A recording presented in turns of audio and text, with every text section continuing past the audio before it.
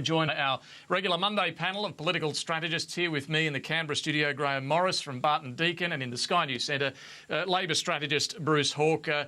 And Happy New Year to you, Bruce. Good to see you both back on board for this big election year. I want to start, though, with what's happening. The viewers ought to know that this is Sky Agenda Afternoon's inaugural 2-hour show. Correct. With David as the host. How about that? Correct. Now, a lot of politics ahead this year, but I do want to talk a bit about what's going on today with this flood crisis. And really, it's been a theme for some weeks. These natural disasters, fires, heat waves, now the floods.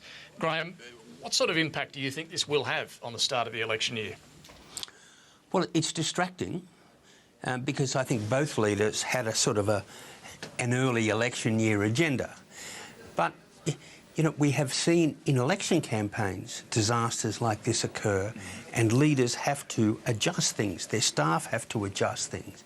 And it seems to me that, you know, what is the role of the Prime Minister and the opposition leader at this time?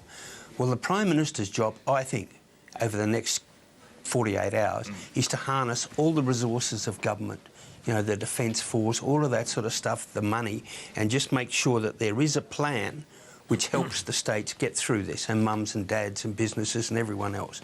So that is the sort of financial side and the safety side. But for both the Prime Minister and the opposition leader, there's another role, and that is to go to these sort of events carefully, to say thank you to everyone who is doing extraordinary stuff, to say thank you, and also to express on behalf of the rest of Australia, you know, what everyone is feeling about those who are affected. So it's get the machinery of government going and be a spokespeople for the nation. There's, Bruce, a lot of cynicism out there, though, whenever politicians turn up, like Tony Abbot today, filling sandbags in Brisbane. What do you think? Are you cynical about this just being a political stunt? No, I actually do think that politicians have an important role to play in lending support and true leadership in situations like this. I think it can look a bit phony if you're sort of too heavily involved in the physical work of dealing with the crisis, but that's Tony Abbot's style, though, isn't it? That's the sort of guy he is. I guess that's right, and probably people have factored that into his approach. I'm not saying it's a terrible thing. I just think that as a general proposition, it's good to be there to show real leadership. It's always a bit more difficult for an opposition leader because they don't have those hands-on responsibilities that a Prime Minister or a Premier has. They're not sending out the Defence Force and calling the shots. That's exactly right. Having said that, people like Anna Bligh played critically important roles in the Queensland floods of a couple of years ago, and I think she really did rally Queenslanders around them and became a focal point for their remarkable recovery. But once again, there was. I just want to show you a tweet from one Liberal backbencher today that's getting a fair bit of chatter online. Andrew Lamming tweeted, have a look at this. Tony Abbott at a Brisbane SES depot today. Where's the PM? Well, Grahame, she was in Victoria visiting bushfire sites. Well, oops. Andrew got news for you, mate. She was down with Premier Baillieu. No doubt, she'll be in Brisbane in the next. And on the other difficulty the country's having at the moment, and that is bushfires. You know, it's just extraordinary. You know, Dorothea McKellar sort of comes alive, and it's, you know, she was down there with Premier Baillieu and you know, trying to juggle both things, that this is what we're doing for the fires, but also we've got to do this for the floods in northern New South Wales and Queensland. You know, it's quite extraordinary. I'd asked the Treasurer, Wayne Swan, about the budget impact of this, and he quite rightly said, look, this will be dealt with on another day. But Tony Abbott did today talk about whether there would be a flood levy, and he was asked, would the coalition support a flood levy? Here's what he had to say on that.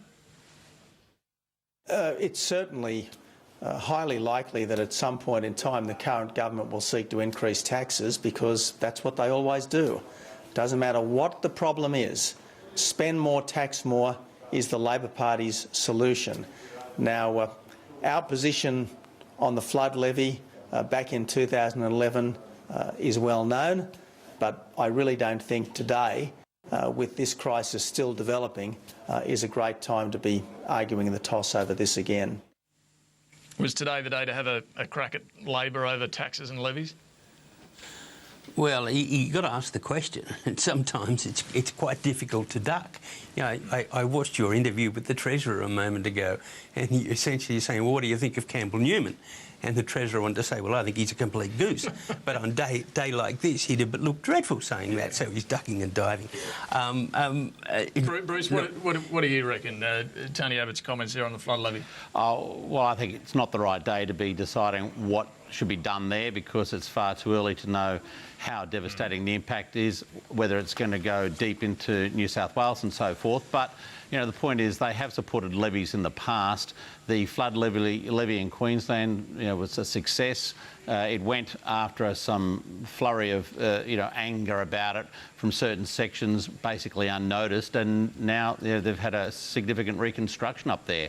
We're probably going to see more and more of this if our weather patterns become more and more erratic, as they seem to become. Maybe we should have one of these permanent funds, a natural disaster fund, because you know, we can't keep whacking on levies every time there's some sort of disaster. Yeah, I agree. I think that there's all sorts of arguments for those sorts of contingencies, given that we are now seeing, you know, much more extreme weather patterns in this country. David, it used to be called a surplus. That's true. In my day, and you did have this contingency sort of fund for natural disasters, and you dipped into it on weeks like this, and it didn't affect the budget. Well, will now. Yeah. Look, we had to see what the impact will be. We know with the floods 2 years ago, that and Cyclone Yasi together cost the federal budget some $6 billion. But that did affect a lot of coal mines. Yeah. It's a bit hard to know yet what the impact of this will be. But there's a big port there at Bundaberg. That could be a worry. Look, that's right. That's right. And if the Treasurer and the PM put up a half-sensible proposition for a special fund for this, you know, I'm sure they'll get the support. You reckon they should? It'd be very hard to oppose. How would you say to Queenslanders that you know, we in Canberra are not going to support a fund? But that's exactly what Tony Abbot said 2 years ago. Yeah, they've done it before. Yeah. You don't think you could do it in an election year? But they've also introduced one in the past. The Coalition have had a levy in the past for various things, and this is probably one that you'd grit your teeth and let it through. Bruce, the issue of climate change, you know, a lot of people will say this is evidence of climate change. The government's line is that we're going to see more and more of these events, but you can't specifically blame anything that we have seen over the summer on climate change. Nonetheless, do you think it's going to affect attitudes more in the general community? I think it will. I think as we see this, the proof of the pudding's in the eating. In the United States, when the superstorm Sandy hit New York and New Jersey, for the first time you had serious political leaders there talking about climate change and the need to do something about it in that country. So I think when the reality of these events comes home, and it's harder and harder to deny that these extreme weather patterns are becoming much more regular, then the public opinion on the issue starts to shift. I mean, I've never really had any doubt that we are experiencing climate change and that humans are having a significant part in that, because the scientists tell us that. And at the end of the day, overwhelmingly, when scientists tell you you've got to do something, then I think we should do it. OK, but just on how this is going to affect attitudes, Graham, John Howard often said that the reason in 2007 there was such a mood for action on climate change, and that cost him politically, was because we were coming off the back of a decade-long drought. Yep. What do you think this summer, which has seen record heat waves and these floods and fires? I think everything Bruce just said was pure crap. There you go. He's an old-fashioned sort of guy. Look, you know, it'd be interesting to see how many of the lunatics come out and say, hey, all of the bushfires are caused by drought. These bushfires were caused by the wet weather, the wet winters we've had in the last couple of years. And there's growth everywhere. Far from having decades of drought, as all of these charlatans were forecasting.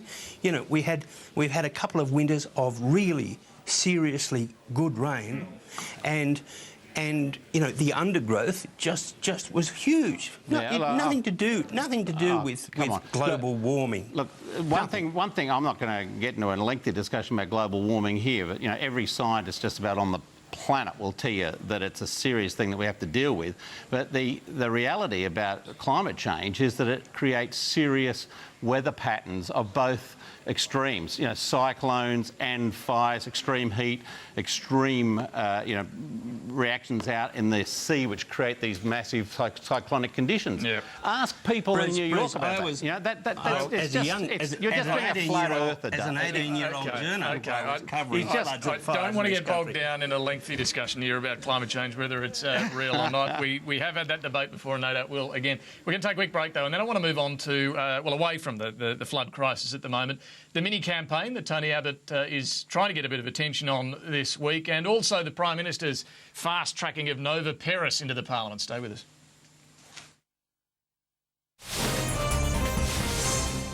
You're watching PM Agenda. We're talking to our panel this afternoon, Grahame Morris and Bruce Hawker. I want to move away from the flood crisis for just a minute. We will have an update on that coming up at the top of the hour. Tony Abbot this week is on a mini-campaign before the political year starts with Parliament next week, and later this week, really.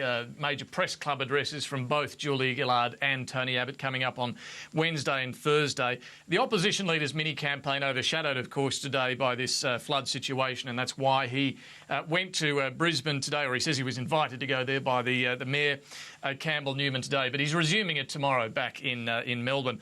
Grahame, we saw yesterday at the major event kicking this off, an event in Western Sydney where clearly the Liberals have high hopes of picking up a swag of seats. It was an invite-only a basketball court, a stadium full of Liberal Party supporters there. They were waving the placards, they were waving various signs echoing what the campaign messages are this year for Tony Abbott. It looked very US campaign style of thing, and he spoke in the round with select people standing behind him and the rest of it. Grahame, do you think this works in Australia? It's sort of come full circle. We went through a period where you had to just have the leader at a lectern talking to the camera. And then we went through a period of having people, his own team and various other people behind the leader. And then we went through a period of, that's distracting. We better go back just to the leader. And now we've come back again. Look, I thought yesterday it worked. I thought the signage, sometimes you can have signs that just blow your head off with the colouring and whatnot, but the subdued blue and all that sort of stuff. It takes a bit to organise that sort of thing, doesn't it? Much more than just a cheap backdrop behind the leader. Can the Liberals keep that up for the full year, or is we're about to find out. Bruce, what did you think? But it is one of those sort of things that we've seen. I think we've seen two sort of mini campaigns that have worked. One was Andrew Peacock. A campaign which led into a big campaign where he damn near knocked off Bob Hawke. And the other thing, I think, was Kevin Rudd. And Kevin Rudd had quite a good mini campaign promoting himself. He had some ads, he ran around the country, did it quite well. But you never know with floods and droughts and whatnot. This could be a real campaign, and then everyone is wondering, what do you do? Malcolm Fraser had one in '83 where all of Melbourne, bigger than any film you will ever see, all of Melbourne just lost the sun. It went black with Ash Wednesday, and Malcolm Fraser said, I cannot campaign for a week. Bob Hawke said, I'm still campaigning. But Malcolm said, I just cannot do it. And it's a hard decision to make. Bruce, what did you make of this? I mean, putting aside the fact there weren't any new policies or plans of how to pay for the various promises that have been made. That will come later. But what do you think of the style of this event? I wasn't all that surprised by it. I've seen things like that before. I actually remember John Hewson doing it in his campaign in 1993, and I hope this one is as a success as John Hewson's was. But I didn't really see it as being too unusual. Maybe I just see too many of these campaigns now. But the It's Time campaign was probably a bit like that too. I mean, it was much more professional, but it really did bring together a lot of major themes. As to what Abbott was trying to do, I think that's pretty clear. I think he's trying to get out of that image of being negative and being a divisive character to trying to... Can he do it, Bruce? Do you think that's possible for him to do? That's the big challenge this year for him. Well, time time will tell. I think it'll be challenging for him because I think he's typecast, and it's very hard to create a new persona after you've been the opposition leader for, well, over 3 years now, and really haven't changed your tune all that much in that time. But he will try to do that. He was reasonably successful in 2010 at softening some of the harder edges. Remember, he always had his wife and his 2 daughters with him, and then, of course, in this mini campaign that he's launched here, he's talking about paid parental leave as a real focus on the female vote. So it's all about the positives. Yeah, absolutely. And I think that Labor just needs to be very focused on this and make sure that they can cut through some of the flummery in this and really point to what the true Liberal Party agenda is, and it certainly isn't, in my experience, to be a great champions of the workers. What about the location of this? Western Sydney. Clearly, there's trouble afoot for Labor there. Bruce, is it all about what's happened at the state level there with the toxic nature of New South Wales Labor? Yeah. Or is Western Sydney worried too about the carbon tax and about the Gillard government more generally? Well, it's a combination of factors. There's no doubt that the swing against the government is more pronounced in Western Sydney than it is in other areas. And 5 of Labor's 10 most marginal seats are actually out there. The seat of Greenway, for example, would go with a swing of less than 1%.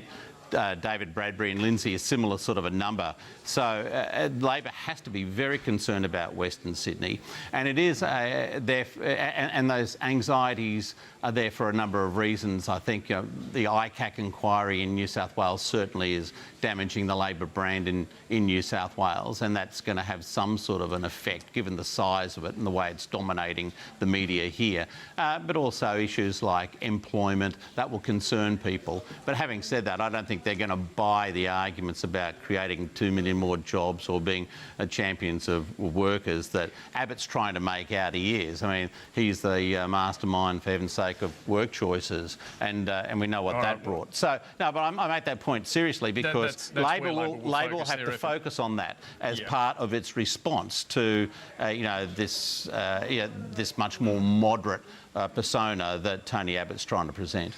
Now, final issue, Julia Gillard has really begun this election year with a controversial move to fast-track Nova Peris into the Parliament to become Labor's first Indigenous PM and the Parliament's first female Indigenous MP. It's causing a fair bit of grief, though, within Labor, particularly in the Northern Territory branch, at the fact that Trish Crossan, the current senator, is being forced out. Now, Grahame Morris, what do you make of this move? Is it worth the grief? Seems to me we've created history. Trish Crossan is the first person to be kicked out of the Labor Party, kicked out of the Parliament because she's white. If she was black, it wouldn't have happened. It was extraordinary. We have a Prime Minister that just seems to me that she's like a crematorium undertaker. A crematorium undertaker. Every time, everything she touches just turns to dust. The idea that you could make a mess of Peris Kneebone coming into the Parliament is extraordinary. She is a lady that, anyone under 30 has never heard of her, but everyone over 30 knows the name Peris Kneebone. She's a great candidate, but... well, as it turned out, she's not, but we all thought she would have been. Well, she's had a shocker of Bruce, what do you think about this move? Well, it is something of a distraction for the government at the moment. However, I suspect that in the fullness of time, it will wash through the system. I think most people accept that Prime Ministers from time to time can exercise an executive fiat and insist on a certain candidate. And that's what's happened in this case. But can they also use that power to push someone out of Parliament, someone who's been elected by the people? Well, they tend to do that as well, and it's I think it's common to both sides of politics. I can't recall a Prime Minister pushing out a sitting MP. Well, Bruce, this has never happened. We've never had anything like this, and no wonder.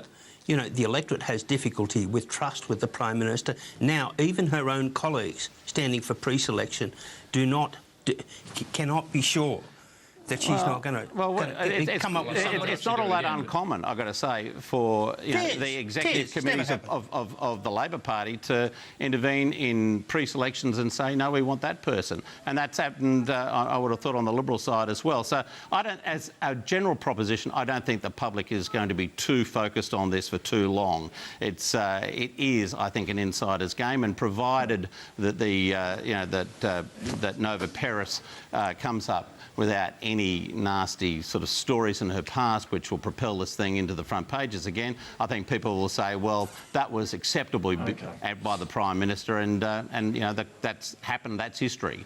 We've got to wrap it up.